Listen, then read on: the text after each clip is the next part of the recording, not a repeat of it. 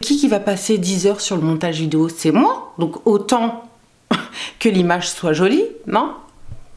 Bon, au moins vous savez que comment on triche avec le matos.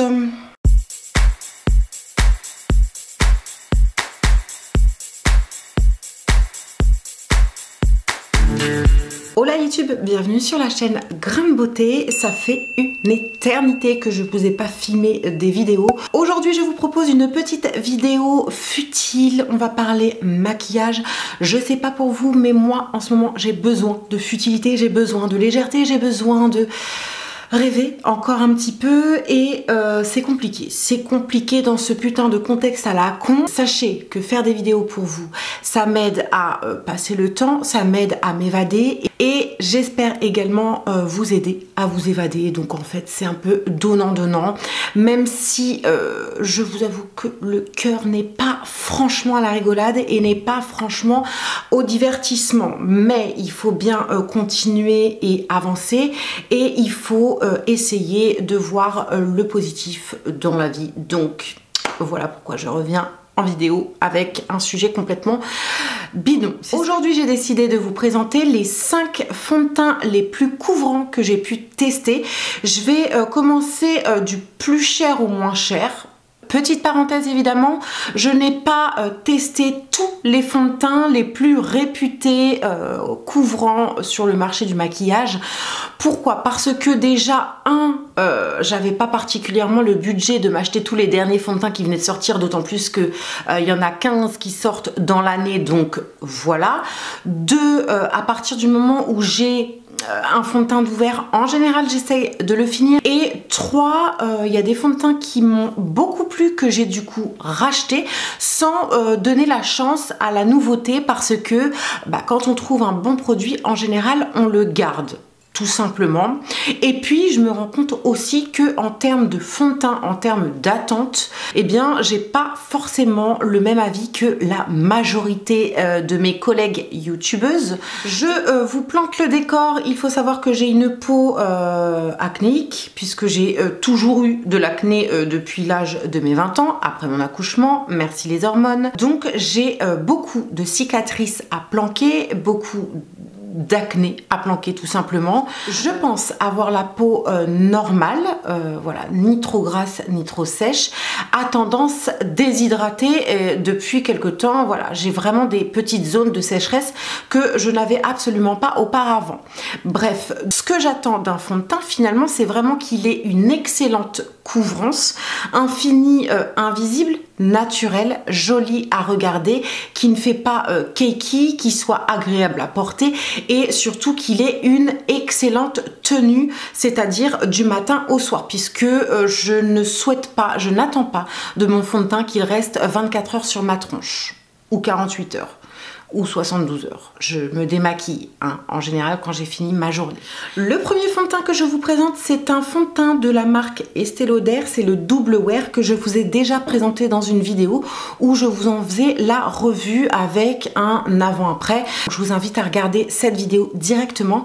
En tout cas, de mes 5 fonds de teint, celui-ci c'est le plus cher, il coûte 40 € chez Sephora. Vous pouvez facilement lui coller un code promo puisque c'est une marque qui passe avec les promos Sephora. Merci. En tout cas, de tout ce que j'ai pu tester en fond de teint couvrant, c'est le #1 parce que je trouve qu'il reste parfaitement en place.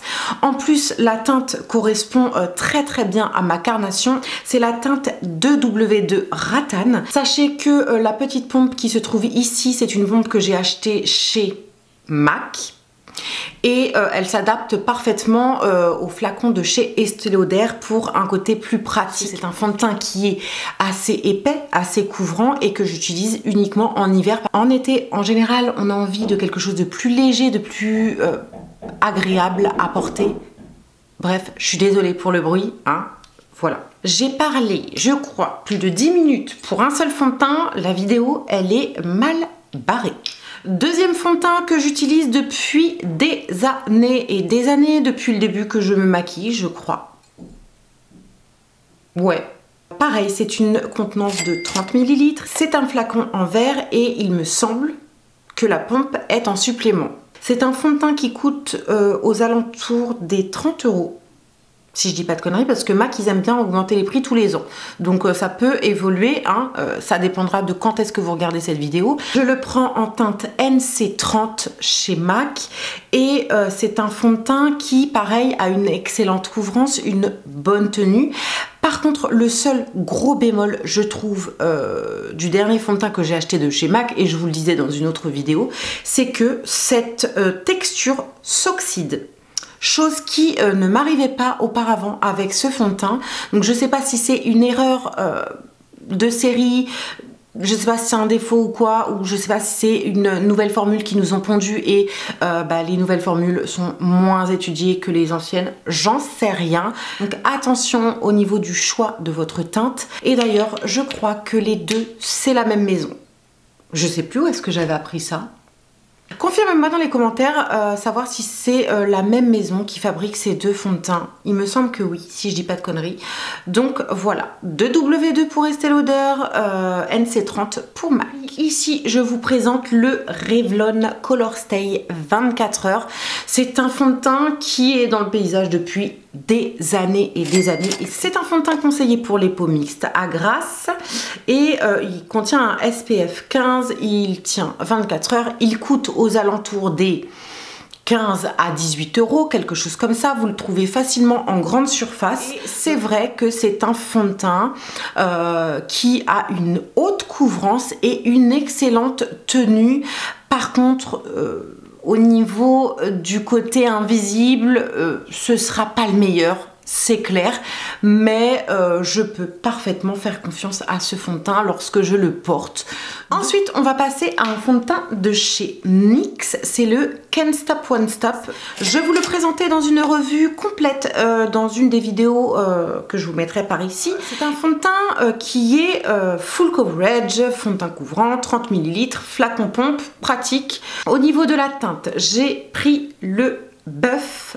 Alors, ce fond de teint, il est très couvrant et plutôt bonne tenue. C'est vrai, c'est pour ça qu'il apparaît dans cette vidéo. Par contre, ce n'est absolument pas un fond de teint qui va être invisible et c'est pas un fond de teint qui va avoir un fini naturel. Il va avoir un fini complètement mat. Une fois que je le terminerai, je pense pas le racheter. Par contre, parce que je ne recherche pas de fini mat dans un fond de teint. En tout cas, celui-ci, bon rapport qualité-prix. Si vous cherchez un fini mat et couvrant, il vous conviendra parfaitement. Dernier fond de teint, et j'ai envie de dire c'est mon préféré. Je vous en ai fait une revue il n'y a pas si longtemps que ça également et je vous mettrai évidemment cette revue dans le petit i ici. Je vous présente le Infaillible 24 Fresh Wear de chez L'Oréal que j'ai acheté très récemment et depuis que je l'utilise, je n'arrête pas de revenir vers ce fond de teint. Il a un rendu super joli sur la peau. Par contre, gros bémol concernant ce fond de teint, c'est le choix de votre teinte. Faites très attention, il s'oxyde, un truc de malade. Vraiment, j'ai jamais vu un fond de teint s'oxyder aussi vite sur ma peau.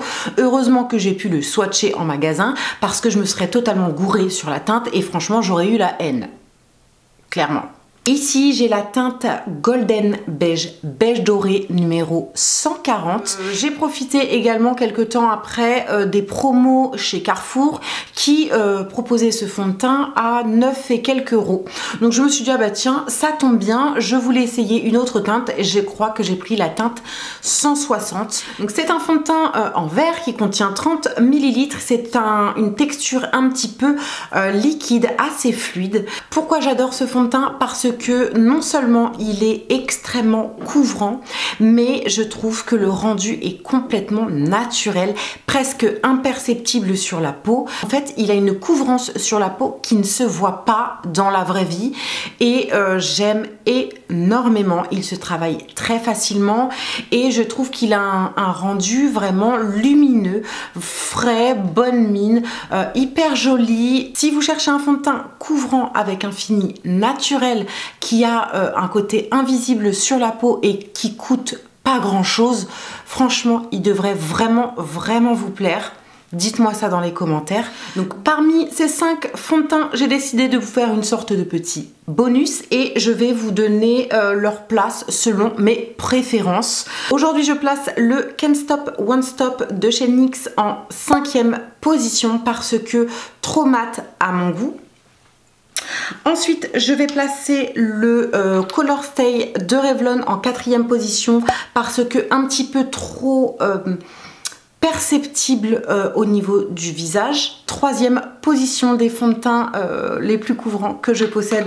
Ce sera aujourd'hui le Studio Fix Fluide de chez MAC parce que tout simplement il finit par s'oxyder sur ma peau et ça fait un vrai point négatif, je trouve. 2e position, ce sera le Estée Lauder, le Double Wear que je place en 2e parce que j'adore ce fond de teint et parce que il est extrêmement couvrant et correspond très bien à ma carnation. Et vous l'aurez compris, le number 1 de la vidéo, ce sera le infaillible 24 Fresh Wear de L'Oréal puisque je l'adore et je vous en ai fait toute une revue déjà.